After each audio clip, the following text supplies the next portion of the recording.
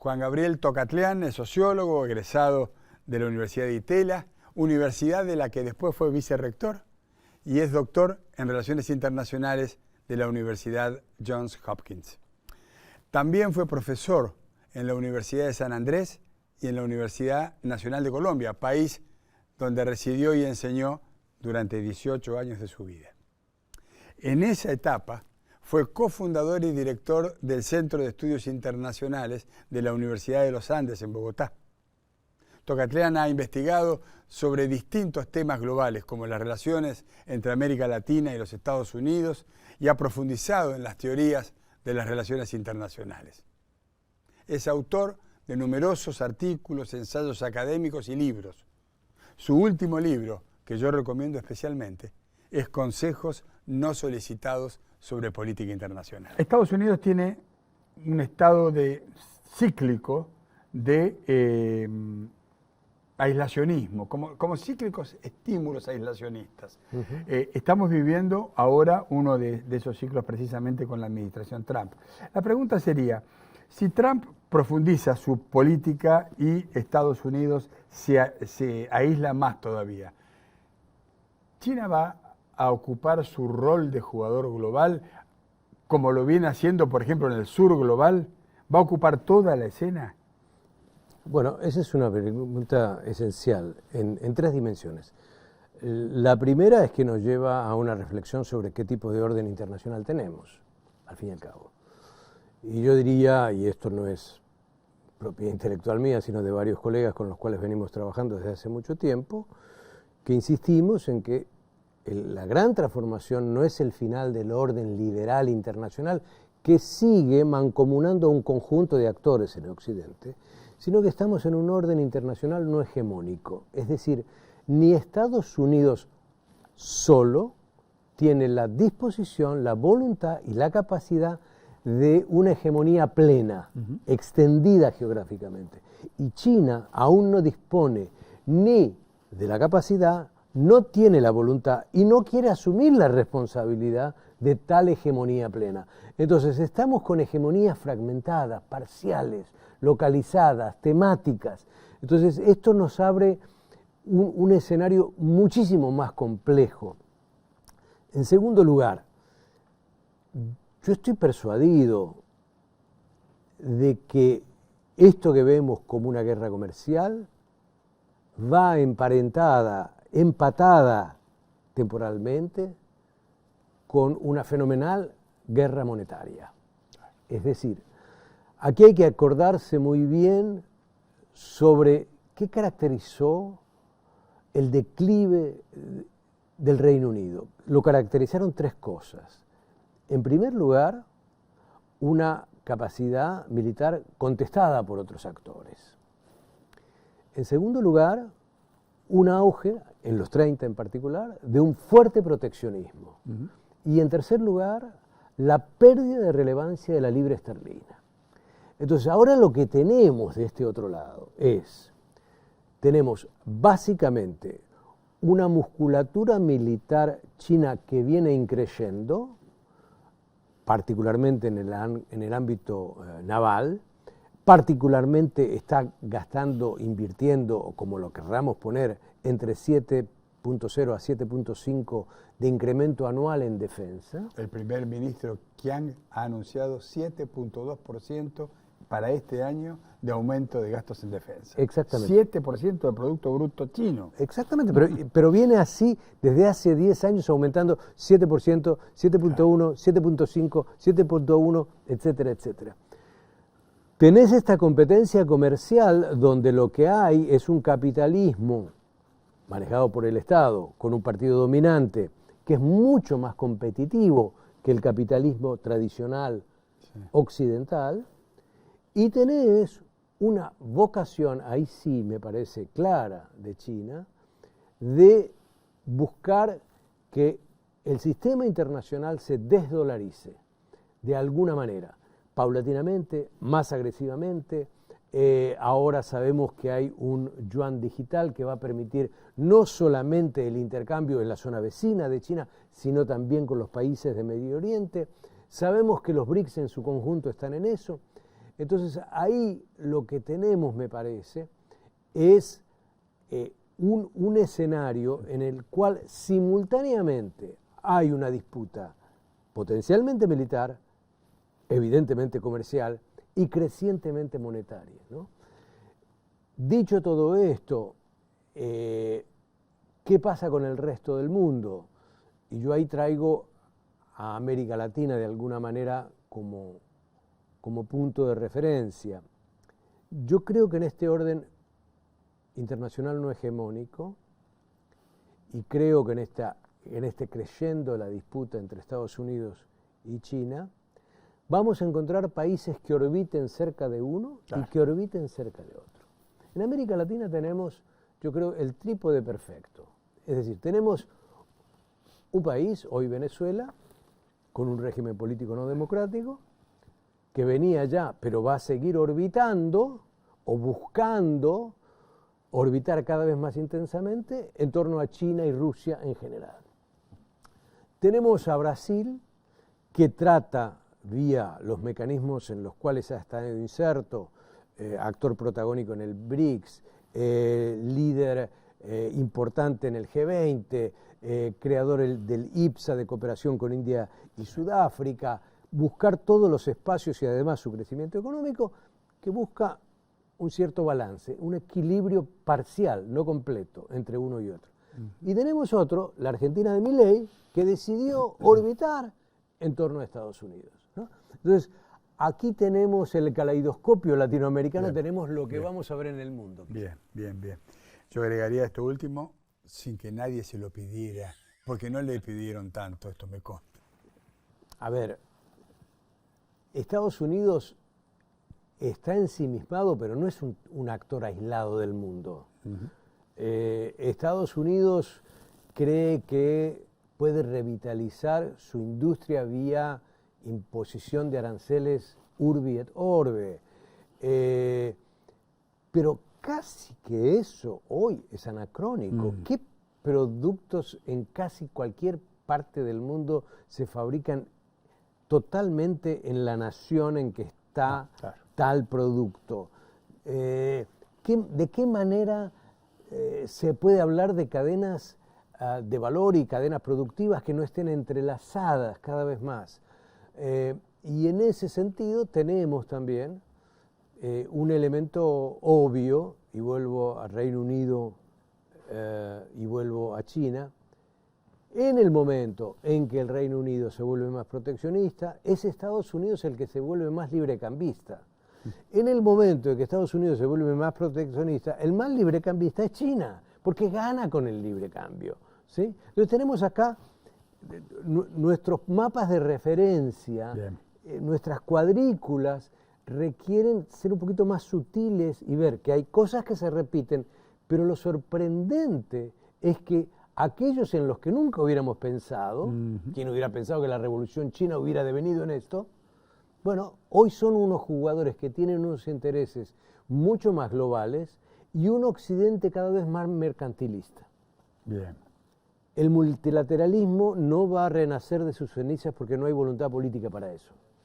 Pero el minilateralismo nos puede ofrecer quizá unos modos de interacción y actuación. Ahora bien, ese minilateralismo, el gran desafío es que no sea ideológico. ¿Sí? Que no sea ideológico. Que no sea ideológico. Porque si entonces aquel que quedó allá, entonces no, y estos son porque son progres, y los otros son porque son medio fachos. Y, bueno, entonces, me viene rápidamente a la cabeza un ejemplo que acaba de verificarse en las próximas semanas, que es el relanzamiento de lo que se llama la Secretaría Trilateral. China, Japón y Corea del Sur. China es un régimen socialista con un sistema de mercado y un régimen de partido único.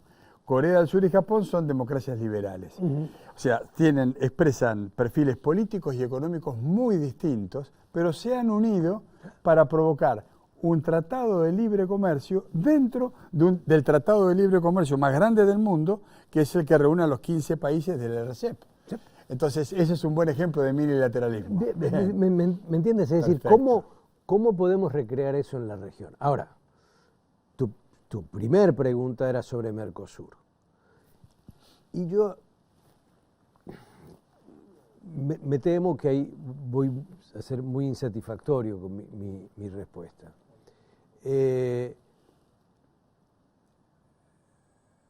Los internacionalistas tenemos en general un defecto, y los internacionalistas latinoamericanos más acentuados, y es que decimos, cuando hay problemas de integración se resuelven con más integración. Siempre escuché eso, ¿eh? Siempre. Toda mi vida lo escuché. Bueno, okay. Yo estoy un poco, no molesto, pero saturado un poco de ese tipo de argumentación, y digo, por ahí no va la cosa. Yo creo que lo que tenemos que plantearnos en Mercosur es por qué tenemos este nivel de desintegración. Es decir, que la pregunta es al revés. La pregunta no es por la integración, falló, no falló, qué bueno que se rehace, que se remodela, que se relanza. No. ¿Qué elementos nos han llevado a este nivel de desintegración? Entendido eso, me parece a mí, es que posiblemente encontremos alguna alternativa novedosa. Y segundo, dentro de Mercosur, no hay que olvidarse nunca cómo nació Mercosur. El espíritu de Mercosur, el ethos de Mercosur, era la representación en Sudamérica de lo que había sido Alemania y Francia después de la Segunda Guerra, ¿sí? Donde luego se crea y se despliega la Comunidad Económica Europea. El carbón y el acero. Totalmente. Entonces nosotros íbamos a hacer ese equivalente. Con el tiempo, el poder relativo de Brasil fue cambiando vis a vis Argentina, nuestras crisis fueron afectándonos notoriamente. No es que Brasil no las haya tenido, pero las manejó de otra manera y siguió creciendo. Y entonces cada vez más nos dejábamos de ser Alemania y Francia y parecíamos Estados Unidos y Canadá, donde hay una notabilísima asimetría. El punto actual es que no tenemos ningún modelo argentinos y brasileños. Ninguno. No tenemos ningún modelo. ¿Cuál es el modelo? ¿A dónde nos miramos? ¿Cuál es el espejo? ¿Qué queremos imitar? ¿Qué queremos rediseñar? ¿Qué podemos empujar? Y en ese lugar entonces entrar Mercosur, ¿no? Y eso adquiere, creo yo, una dimensión muy importante que, supeditada a la lógica gubernamental, es limitada. Por eso muchas veces yo insisto en que necesitamos más diplomacia ciudadana, de los actores sociales, de los investigadores, de los empresarios, de los políticos, de los jóvenes, de las mujeres, de las ONG. Involucrados. Sí, mucho más, porque si eso no tiene densidad, esta relación con Brasil va a debilitarse cada día más. Como todos sabemos, hay dos principios que han regido históricamente el proceso de descolonización de Naciones Unidas. Uno es el principio de integridad territorial, otro es el principio de autodeterminación de los pueblos. Argentina viene apelando desde la resolución 2065 de 1965 de la Asamblea General de Naciones Unidas, apelando al principio de integridad territorial. Este principio supone la situación de que si un país es despojado de una parte de su territorio, deberá ser resarcido de ese territorio. Ahora, hay dos acciones que se han verificado recientemente por parte del presidente Milei que por lo menos son inquietantes y que están referidas a estos dos principios y a la cuestión Malvinas. El 24 de febrero pasado, el presidente instruyó a la misión argentina ante Naciones Unidas a que en la Asamblea General se abstenga de la votación de una resolución que claramente planteaba el retiro de las fuerzas de ocupación rusas del territorio ucraniano ocupado. Es decir, principio de integridad territorial, y nos abstuvimos.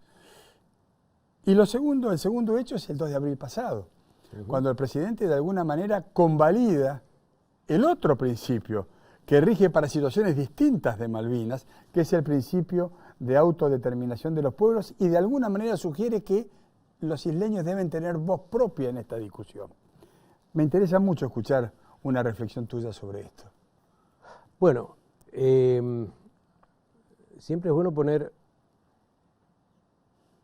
este tema como otros en una comparación. En el año 2014 se produce la anexión de Crimea por parte de Rusia. Ese año Argentina estaba en el Consejo de Seguridad. Ajá.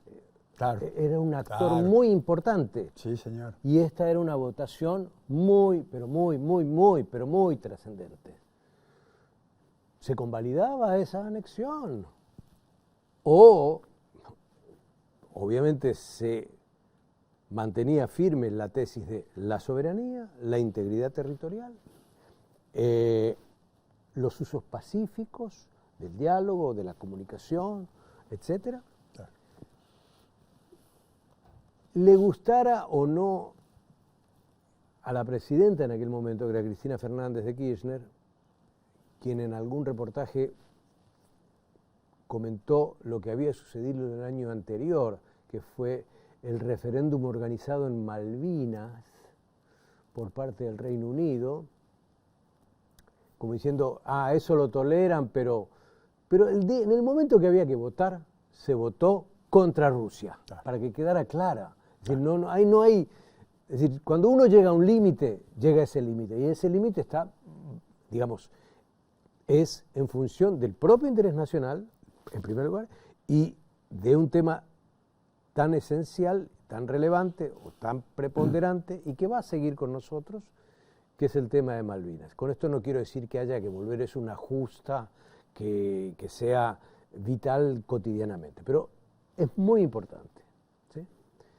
Lo que hizo Argentina en febrero es insólito, bajo cualquier aspecto es insólito. Mírese por donde se mire. Haberse abstenido en función de qué, de congraciarse con Estados Unidos. Quiere decir que si hubiera ganado Biden, hubiera votado con Occidente, pero como ganó Trump, había que darle este trato especial a Rusia, y este trato especial al uso de la fuerza, y este trato especial a la guerra. Exactamente. Bueno, eso ya no es coyuntura, eso es un inmediatismo torpe diplomáticamente hablando. Porque además, como las negras juegan, los británicos empiezan a decir, mira cómo vota este país, mira cómo cambia. Mira qué cosa tan rara. Dijeron esto. Usted dijo esto, después dijo esto. Y después sí visto esto, y después votó así. Qué Claro. cosa interesante. Después queda el tema del discurso del 2 de abril al cual te estás refiriendo. Y ahí hay dos elementos, me parece, a mí inquietantes. En Argentina hay un consenso sobre la recuperación pacífica de las islas. Sí. ¿Ha habido continuidad en nuestra política hacia Malvinas? Yo diría que hemos sido relativamente pendulares, aunque hay un núcleo duro que compartimos, que comparten todos los gobiernos de la democracia, al menos. Ese núcleo duro se sigue compartiendo, aunque, insisto, ha habido péndulos, ¿sí? Péndulos. La forma en que inicia el discurso el presidente, otra vez invocando a la casta y la división entre los argentinos, en un discurso de Malvinas, es de un nivel de incomprensión, porque es mostrarle al mundo que no tenemos consenso en nada, ni siquiera sobre Malvinas. Lo puso en términos de grieta, puso Malvinas como una grieta. Esto no lo había hecho ningún presidente de la democracia. Y lo segundo, al sugerir que en algún momento los isleños se pronuncien en alguna consulta, votación o lo que fuese, plebiscito, no sé qué tenía en mente, y dijeran adherirse a la Argentina o volver a nuestro país, es avalar la idea de la autodeterminación. Nadie ha dicho nunca que los intereses de los isleños no deban ser contemplados, pero no podemos quedar al vaivén de los deseos transitorios que tengan los isleños que a su vez ahora se han encontrado, ya no con los dividendos que deja la pesca, sino con la posibilidad enorme de recursos monumentales derivados del petróleo. Hay una inversión de 2 grandes petroleras, Rockhopper, británica, Navitas, israelí. Entre ambas pusieron 1.200 millones de dólares. Hicieron 23 perforaciones en el norte de una de las islas. Las ganancias que esos van a generar, y sobre lo cual este gobierno, que yo sepa, al menos públicamente, no se ha expresado. Juan Gabriel Tocatlián, siempre es bueno escuchar tus clases. No, Muchas gracias compartir por tu contigo, presencia en Efecto Mariposa.